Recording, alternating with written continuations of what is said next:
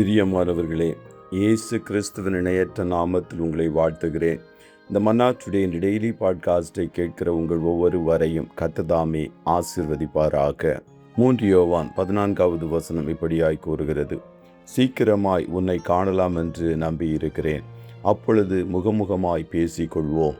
உனக்கு சமாதானம் உண்டாவதாக. சிநேகிதர் உனக்கு வாழ்த்துதல் சொல்லுகிறார்கள். சிநேகிதரை பேர் பேராக வாழ்த்துவாயாக என்பதாக. சிநேகிதரின் வாழ்த்துதல், எ ஃப்ரெண்ட்ஸ் கிரீட்டிங்ஸ் என்ற தலைப்பின் கீழ் இன்றைய மன்னாவை தியானிக்கப் போகிறோம். இயேசு பரிசுத்தவான்களுக்கு சிநேகிதராக இருக்கவில்லை, ஆனால் பாவிகளுக்கு சிநேகிதராக இருந்தார். ஆனால் இந்நாட்களில் சபையில் பரிசுத்தவான்களோடு கூட சிநேகத்துவம் இல்லாமல் காணப்படுகிறது. இயேசுவுக்கும் சீஷர்களுக்கும் இருந்த உறவு எப்படிப்பட்டதென்று இயேசுவே கூறியிருக்கிறார். இனி நான் உங்களை ஊழியக்காரர் என்று சொல்லுகிறதில்லை.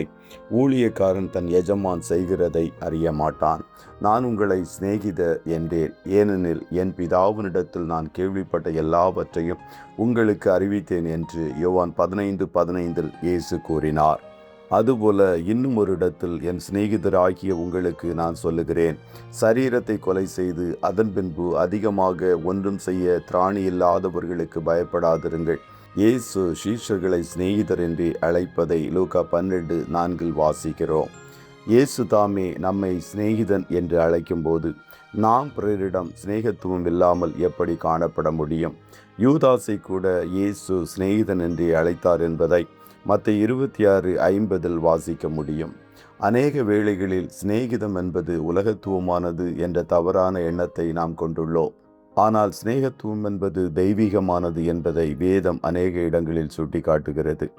யாக்கோபு 2:23 ஆபிரகாம் தேவனுடைய சிநேகிதன் என்று அழைக்கப்பட்டான். யாத்ராகமம் 33:11 மோசே தேவனுடைய சிநேகிதன் என்று அழைக்கப்பட்டான். யோவான் 3:29 யோவான் ஸ்நானகன் இயேசுவின் சிநேகிதன் என்று அழைக்கப்பட்டான்.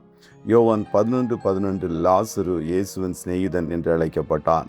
இப்படி வேதத்தில் பரிசுத்தவான்களும் சீஷர்களும் தேவனுடைய சிநேகிதர்கள் என்று அழைக்கப்பட்டார்கள். உங்களுக்கும் இயேசு சிநேகிதனாக இருக்கிறார். அதுபோல சபையில் இருக்கும் ஒவ்வொரு சகோதர சகோதரிகளிடம் சிநேகத்துவம் காணப்பட வேண்டும். சிநேகத்துடன் அன்பை கூட்டி வழங்க வேண்டுமென்று பேதுருவும் கூறுகிறார். அப்படிப்பட்ட சகோதர சிநேகம் சபையில் இருக்கும் ஒவ்வொருவருக்கும் இருக்கட்டும். சகோதரர்களை சிநேகத்துடன் வாழ்த்துகிறவர்களாக காணப்படுங்கள்.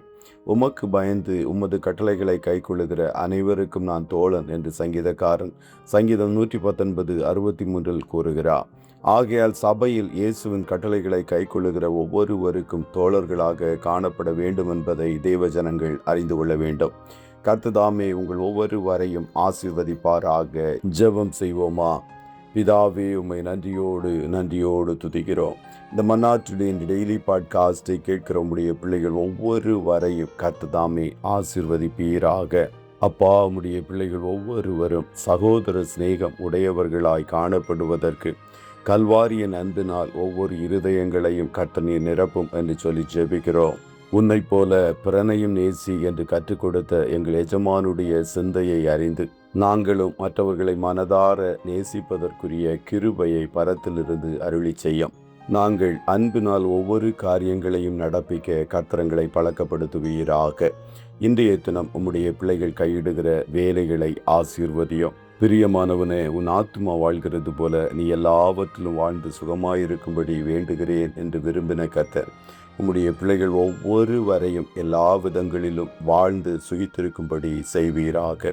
போக்கிலும் வரத்திலும் உடனிரும் ஆட்டுக்குட்டியானவருடைய இரத்தத்தின் பாதுகாப்பிற்குள்ளாய் ஒவ்வொருவரையும் கொடுத்து இயேசுவின் நாமத்தில் வாழ்த்தி ஜெபிக்கிறோம் நல்ல பிதாவே. ஆமே.